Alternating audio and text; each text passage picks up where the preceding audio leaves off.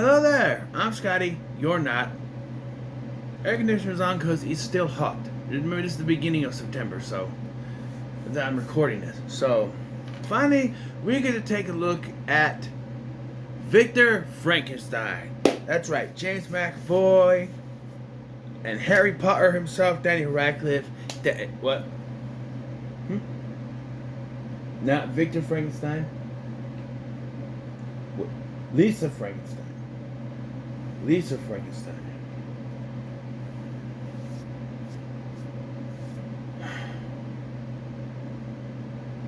Okay then. What? Sure. Okay, we're talking about Lisa Frankenstein.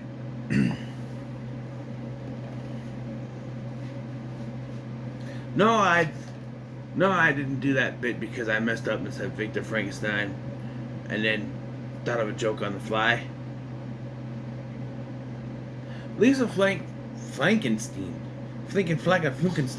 Lisa Frankenstein is a 2024 horror comedy of sorts. Written by Diablo Cody, who brought us Jennifer's Body, which I think is underrated. And that movie did not do good because all the marketing was focused on Jennifer, Megan Fox and her two twins. Yeah, it was all sexualized. And when you see the movie, they're like, "Well, this movie is not what they promised us," because the trailers only focused on one thing. She also wrote an Oscar-winning Juno, both known for their snappy dialogue, which is present here, but I feel like it's less so in this than the other two. Be what it may. The story focuses on a girl named Lisa, who is like a weird girl, I guess you can call her. It takes place in 1989. Lisa had recently, like a few years earlier, lost her mother. She was murdered. Her mother was murdered. Now, her dad, who is essentially Ted from Stranger Things. And I don't mean that just because it's the same actor. I mean, it's basically the same character. Because he does about as much as Ted Wheeler does on that show. Which is jack all. It's just jack shit. He does nothing. Yeah. He's remarried to Carla Gugino. And, I kind of had a crush on Carla Gugino growing up. And I thought, she's older than me. She's out of my league. If she could marry doofus-ass Ted from Stranger Things, I'm totally in her league. I mean, come on.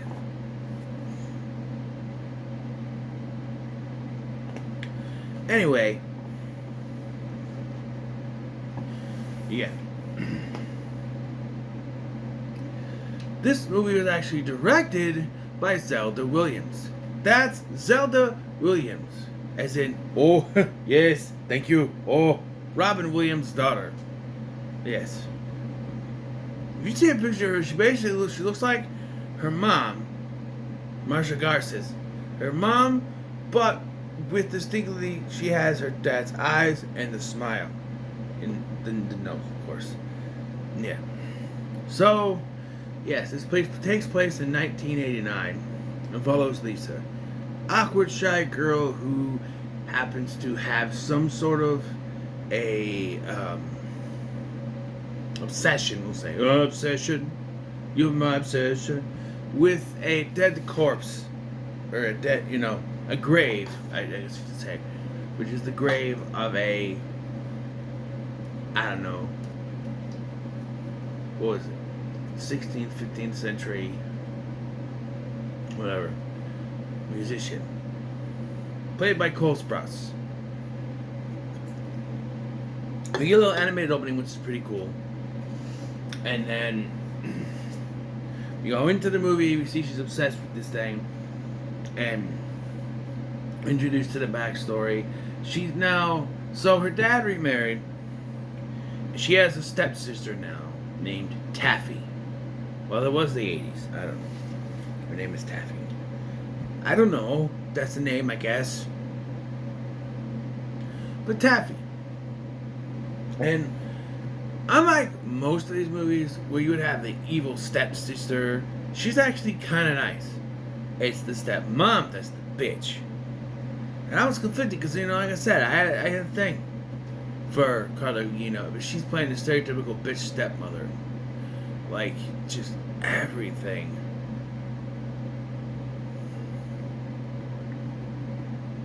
So this movie is PG-13, which is why the kills come across, except for movie 1, as if they're a little too nice and neat. And that sometimes you think, well, maybe that wouldn't kill someone. And I got a bone to pick with dead meat. Okay, James, we'll get to it. But I have a bone to pick because if you consider one kill a kill, but this other one not a kill, it's the same circumstances. Yet, you consider one a kill and the other one not a kill. We're going to talk about that in a minute. But, so, she goes to this party, of course, urged by her stepsister, which is where we meet Doug. She gets drugged by this goth girl. And, like, they drugged her drink.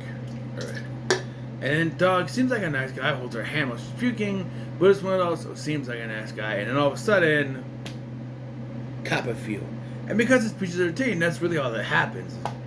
That's still assault, brother. Do you double demi? No. That's still assault. Okay, you can let go now. That's still assault. But it's... I'm not trying to make light of it, but it's like the least assaulty of assaults. Just like cop a feel and then, that. And then she takes off, which has... I think she goes back to the grave, and then she goes home. And she's watching Day of the Dead, which is the difference between people watching Night of the Living Dead all the time. Thank you for changing it up. It's funny because you see Colonel Rhodes on there, and then the creatures, they gotta call him the creature because they don't have a name for him. His grave is struck and he's brought back to life, and you get this whole thing that kind of parallels that. You see Colonel Rhodes running away like this, and then she does that, and so she decides to keep him in the house and wash him up and all that. Cole Sprouse is really good in this. Like, I know him from Zack and Cody. You may know him from Riverdale. I tried watching the first episode of that show and went, this is not Archie. Okay, I grew up with Archie stuff, right? I grew up with Archie's Weird Mysteries. So I thought the way that show was presenting, it's a weird kind of show, like Archie's Weird Mysteries. I think I'll like it. First episode, I'm just like, this is not for me. This is not for me. Although I do want to kind of go back and rewatch. There are shows that I started and then want to come back, like Vampire Diaries. I watched the entire first season, which was good. And when season 2 started, I just couldn't keep up with it, I guess. I don't know what happened. Maybe that's when I started having a visitation with my son and things changed. I don't know. But anyway, so now she's got this little dead boy toy thing. And when Ted, I'm going to call him that, Ted and his wife come home, I'll just call him that because that's what he is. She tries to explain that there was a burglar. I did laugh when she when she describes it, and the stepmom goes, it sounds like the Hamburglar. And of course, the stepmom doesn't believe her.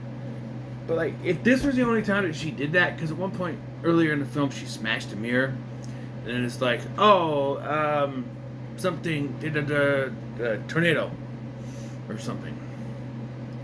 So she's like, all right, oh no, you didn't, But so he gives her clothes to wear, and she's like, no. My sister gave me those, and I don't want. He's like, and so, yeah. So like I said, Cole Sprouse, he barely speaks. There's one scene that he speaks. Mostly it's, and I guess he trained with a mime. He's really good at this. He has to do everything without speaking and just emote with the ice, and he can do that. He's really good. Sorry, I was starting to say that, and I got into Riverdale and went away. Yeah. So she goes to school. She has a new style, which she catches the eye of this guy she likes, Michael. And then, so I was confused at first, and I think you're supposed to. She writes this little letter for someone to meet her, and then it's revealed to be Doug. And I'm like, huh? So, I guess I skipped a thing. The stepmom comes in. She's supposed to go on this trip to a convention, but she comes in and she basically confronts Lisa about what's going on. Is like, oh, I know you're full of shit, basically, and I'm gonna send you to the nut house. And then that's when, this is where I'm gonna start the gripe. Here comes the creature with like a, I don't know, box type thing, hits her in the back of the head, and I went, okay, so he knocked her out. But then he cuts off her ear, and is like, because like, I guess I skipped a day of school, but she's like making heads turn and everything with the new clothes. She's like, oh, how can I thank you? And he's like, he's missing an arm and an ear. She's like, I can't, I don't know, I can't do that, I can't, you know. But he cuts off stepmom's ear, like, and he puts it on, can't get it to work. So there's this tanning bed, and I guess it's faulty. So she puts him in there, shocks him, and the ear now works. Yeah. This is where we get the Doug part. She brings Doug to this place. I guess it's his grave, the creature's grave. They chop off his hand and then kill him and throw him in the grave. And then she sews the hand on him, and he played the piano because that's what he used to be. So that's, yeah. We never found out how he died, though, I don't think.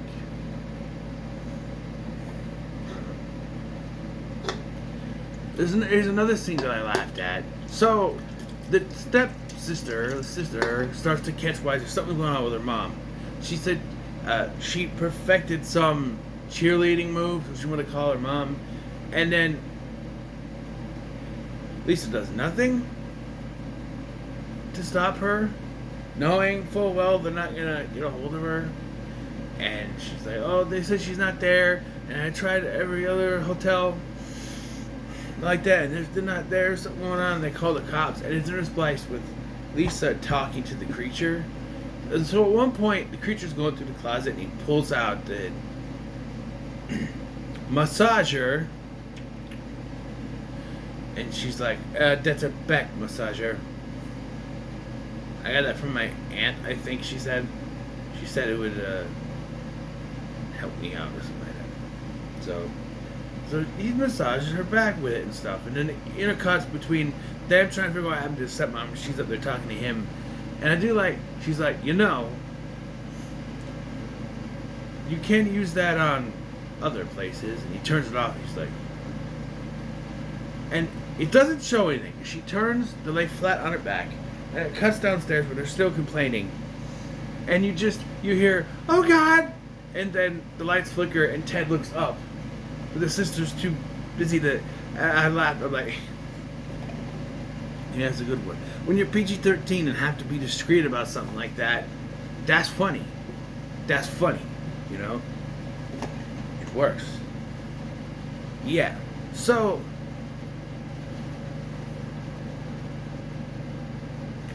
it works. However, things are starting to go sour because now Doug has been brought missing, and Goth Girl apparently saw her, although we never saw this, saw Lisa slip the note into Doug's locker. And I like how this isn't even really resolved. Like, they question her, and she's like, well, no. And then the girl's like, well, she's obviously lying. And she's like, well, how do you know she's not on drugs? And they're like, what? And then she runs off. And it's interspliced with the... So there's... I forgot to mention there's a little thing with the stepmom where he's puts like a worm in there. She thinks that it was Lisa, but like... But here it is interspliced with the creature like on his own in the house. Doing stuff. You know? What was it? There was interspliced like... she screams, and he's like, I don't remember. There was something cool there. I don't know. So, this is the thing. So he overhears a message from Ted saying that they saw the stepmom's car over on the terrace. So he thinks she's coming home. So, to make sure they don't get caught, he goes to get the car. This is where he gets a confrontation with this old, I presume, Amish dude. Is how he's dressed, I guess. And that's the cut. Is that like she screams? There's this thing, and then it cuts. But he's there. My nail. Excuse me. Ah. Pick my nails. That hurt. Oh, that hurt. And I like the cut where like he's confronting, hey, what are you doing here? This is my neighborhood. You can't be here. It cuts away. When it cuts back, the dude is just laid out, and the grandson's just like, bye, at the creature. This is my gripe. Okay, so James, calling you out, pal. Mano a mano, very friendly way. All respect. All due respect, of course. You counted the stepmom's death. When all he did was, you counted that. But you say that you're not going to count this because we don't see anything. And the grandson was too happy for this to have been a kill. Counterpoint. When Lisa gets in the car, she mentions blood on the club. Why is there blood on the club? It's not that kind of club. And she throws it in the back of the car. Now, I present to you that if there's blood on the club, it stands to reason that means death. I'm just assuming he beat the hell out of him to a bloody pulp. I'm assuming. I know that in movies, a back-to-head hit can produce blood. But I think he's dead, okay? I think he killed him. I'm just saying. That's how I present to you. You're never going to see this because I'm not that popular. But still, that is my presentation to you, Dead Meat Gems. Anyway, I just say he dead. So he picks her up. She has left school. She has decided she wants to hook up with Michael. I fucking called this. Oh, I called this. That's how you know how vindicated I was when I called it. I was like, yes! I mean, no. But yes! Because at one point, when Michael is talking to Lisa in the school hallway, the stepsister comes up and just starts talking to him like she's cock-blocking her, basically. And I went, okay, so she's fucking him, right?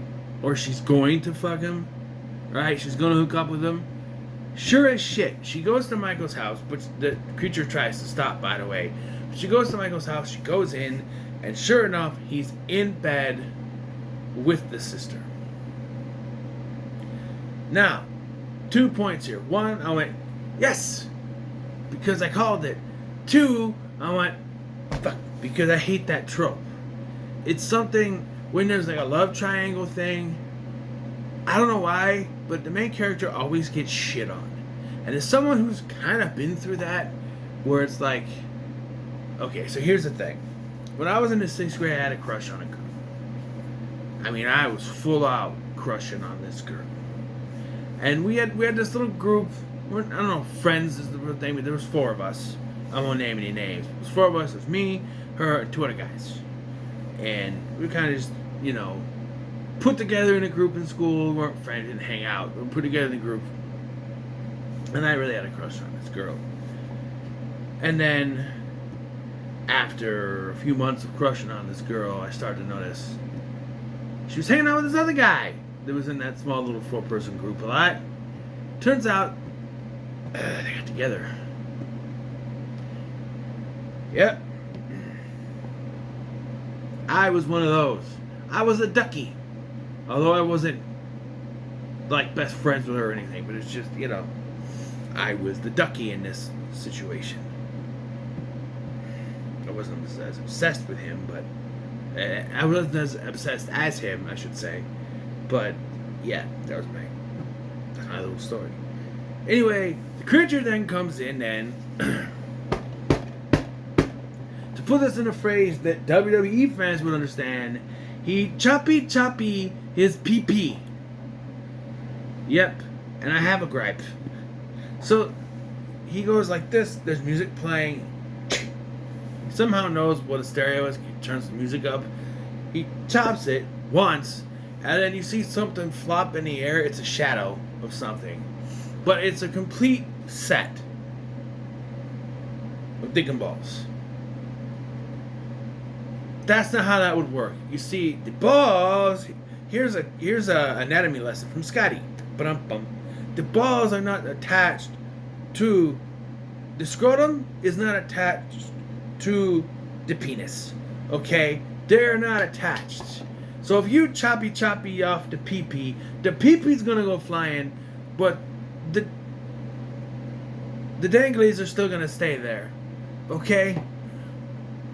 That's not how it works. But in this movie, that's how it works. And then the stepsister freaks out. Apparently, I think he chops him up more, but yeah. Then he picks up the wastebasket and leaves. So then Lisa has to get the hell out of there, taking the stepsister with her, and eventually finds him and parks the car and leaves the stepsister behind, gives her the necklace her mom gave her, and then she runs off. And then Lisa finds him, and it looks like she's going to kill him, but then realizes she's in love with him. They embrace, and she's like, make love to me, and he's like, why not? Oh, so like he doesn't have one, or is it not big enough? But that's why he kept Michael's package. So, yeah, they do the attachment. I do like when they're doing the attachment, she's down in front and he's just like, I'm not doing this. He's got that pose. We don't say anything, of course. And then they get busy. Have sex. Do it! Yeah, of course we don't see that either. It's PG-13. There's an animated illustration of a rocket going into something. Do with that what you will. But, yeah. And then the cops arrive. And then it made me kind of roll my eyes a bit. It's the Romeo and Juliet type ending where he takes her to, they decide the only way to get out of this is to kill her. So he takes her to the tanning bed, and she dies there in a fire. Just in time for Ted to come home and see this. Still doesn't seem to care. Taffy is also there. Basket. I said basket, but I put up with 2 points. Anyway, so we then cut to Ted and his stepsister Taffy visiting the grave. Taffy knows that there's something off about the grave. A little charred, a little bit. There's some writing on the back. And we cut to afterwards. Again, Ted couldn't give a shit being here. Is this dude actor, or is he just told, hey, act like you don't care? I don't know. But, so, we cut to, on a bench, the creature is now talking, reading something.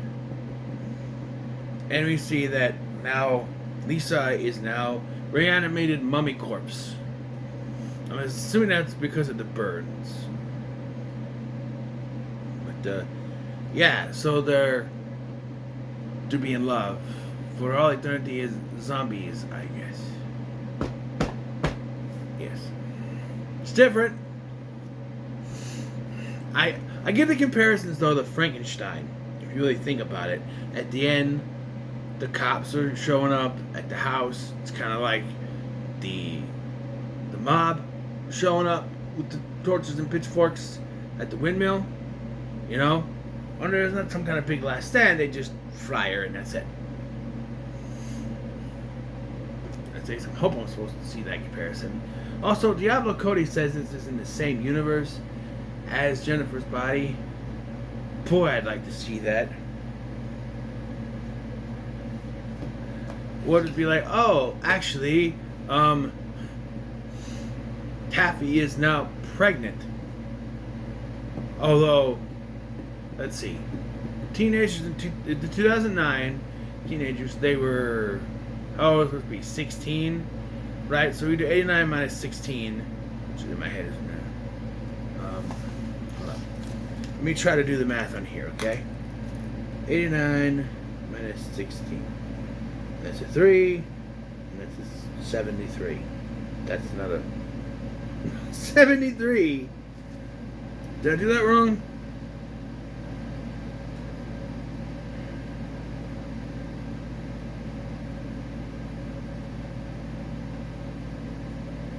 It makes no sense. 989 minus... No.